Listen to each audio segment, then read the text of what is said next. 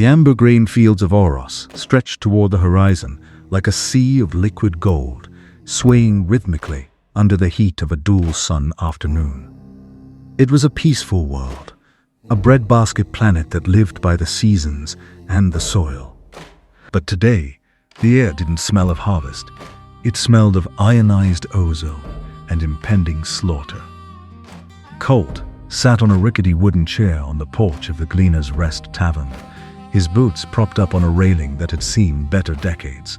He was rolling a piece of dry straw between his teeth, his salt and pepper beard catching the golden light. Beside him, a glass of lukewarm amber liquid sat untouched. He wasn't looking at the grain, he was looking at the sky. A shimmering tear appeared in the atmosphere, followed by the silent, elegant descent of 3 obsidian-scaled dropships. They didn't roar like human rockets. They hissed with the sound of 1,000 snakes. As they touched down, the tall stalks of grain were flattened into a perfect, arrogant circle.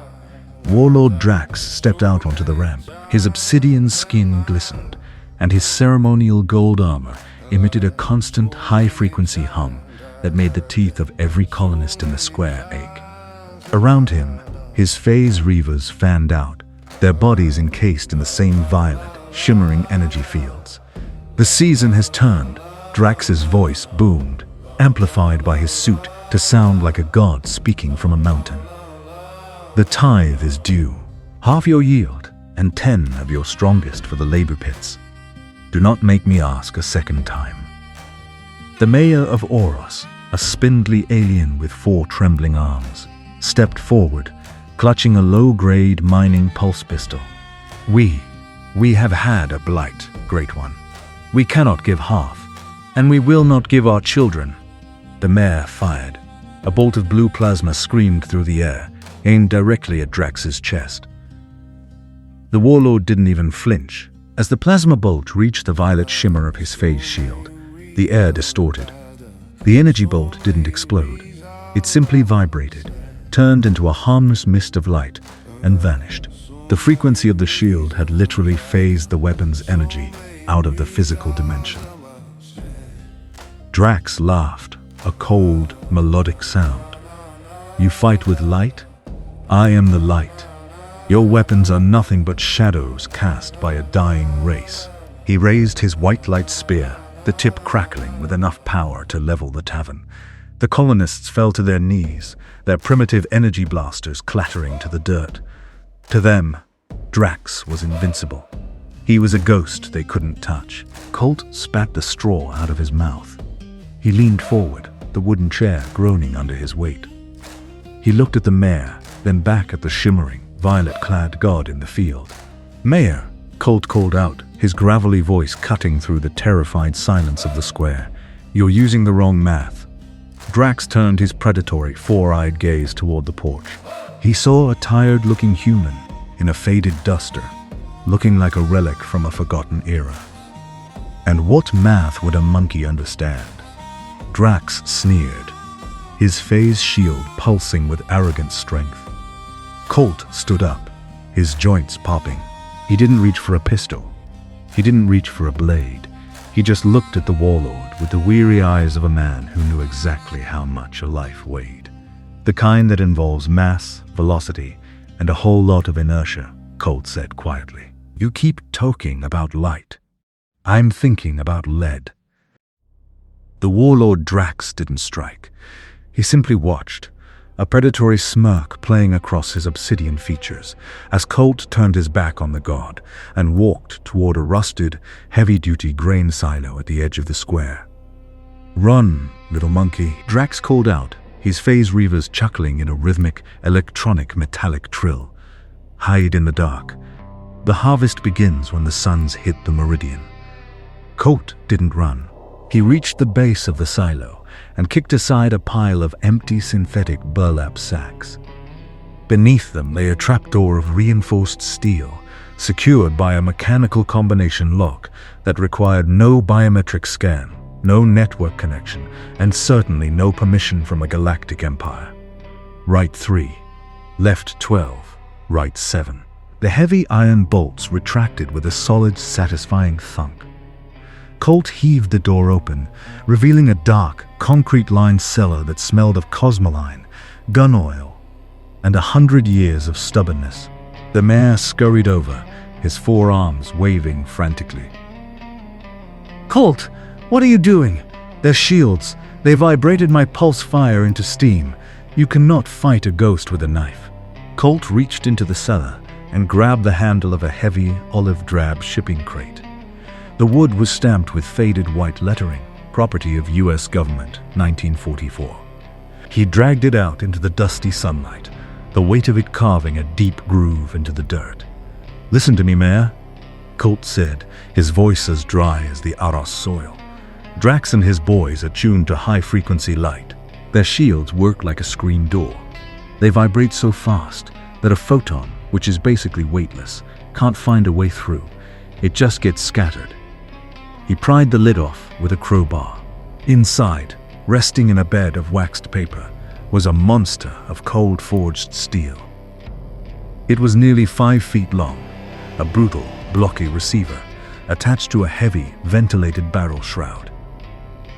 The mayor peered into the crate, his eyes wide. "It looks like a piece of an engine. Where is the power cell? Where is the focal lens?" "Doesn't have them," Colt replied, lifting the 50-pound receiver out with a grunt of effort. He began snapping a heavy steel tripod into place in the middle of the street, right in the path of the grain fields. "This is a Madus, an M2 Browning .5 caliber. It doesn't care about frequencies. It doesn't care about light." He reached back into the crate and pulled out a long, heavy belt of metallic links. Each link held a cartridge the size of a man's thumb, brass casings topped with a blunt, heavy tip of copper-jacketed lead. "See this?" Colt held up a single round. It caught the twin suns, looking dull and unimpressed. "This is 700 grains of solid reality. It's moving at nearly 3,000 feet per second. When this hits that vibrating shield, the shield is going to try to move it. But this bullet has more inertia than that generator has power." Colt slammed the top cover of the machine gun down. The mechanical clack latch echoed through the silent square like a death sentence. "Drax thinks he's a ghost," Colt said, racking the heavy side-charging handle with both hands. "Chak-chik. I'm about to remind him he's made of meat." The twin suns reached the meridian, casting short, brutal shadows across the dusty main street of the colony. The air was dead still. Warlord Drax began his march. He moved with a slow, rhythmic elegance, his golden armor shimmering.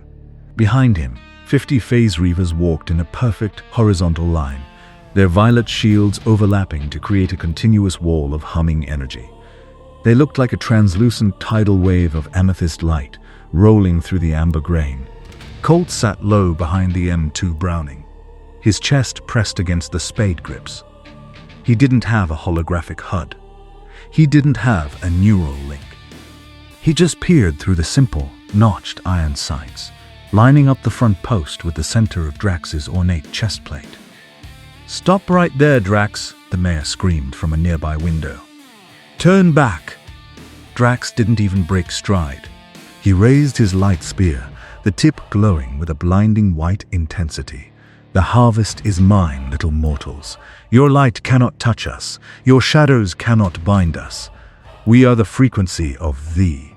Colt didn't wait for the sermon to end. He hooked his thumbs over the butterfly triggers and squeezed.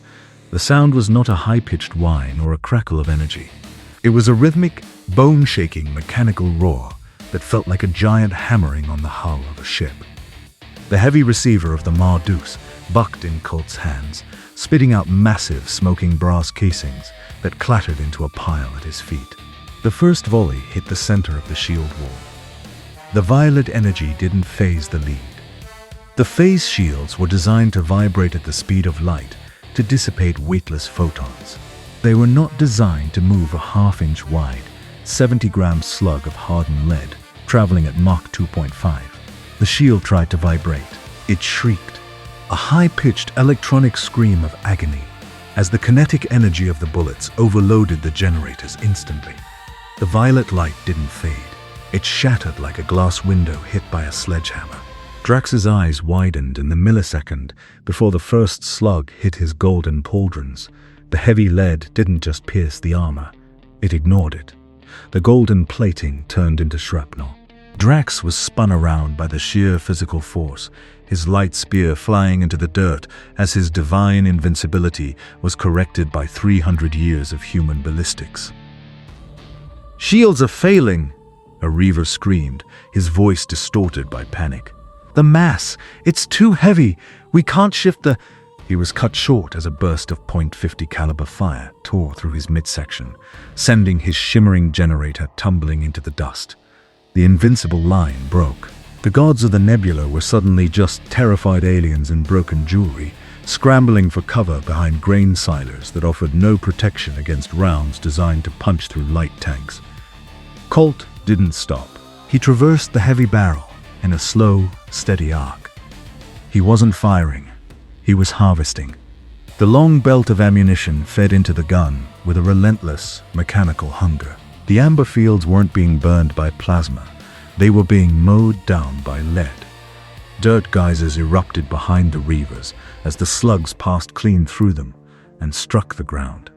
Drax crawled through the dust, his obsidian skin covered in the gray grit of the colony he had come to enslave. He looked back at the human on the tripod. Colt wasn't shouting. He wasn't angry. He was just watching his sights, his thumbs rhythmically tapping the triggers, turning the high-tech nightmare into a very old-fashioned graveyard.